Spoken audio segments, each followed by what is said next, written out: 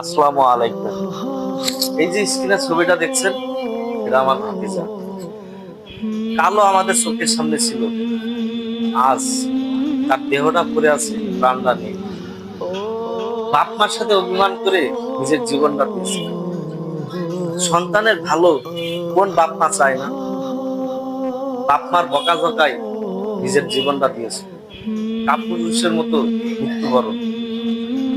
তুমি কি ভেবেছো নিজেকে বড় ভাবছো? গ্রামবাসী মহল্লাবাসী হয়তো জোর গেলে এক সপ্তাহ তোমায় নিয়ে গল্প করবে যে কাল শিমুলের সাথে আমার দেখা হয়েছে, কাল শিমুলের সাথে চা খাইছি, কাল শিমুলের সাথে খেলা করছি। তা আমি এই দুনিয়ার মানুষকে একটা মেসেজ দিতে চাই, কাপুরুষের মতো মৃত্যু নয়।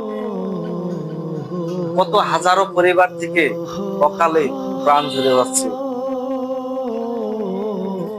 বাড়ির থেকে 10 বছরের জন্য বাইরে কোথাও চলে যাও, সেখান থেকে নিজে প্রতিষ্ঠিত হয়ে বাড়ি ফেরো, তোমার জন্য সবচেয়ে বড় স্থান থাকবে।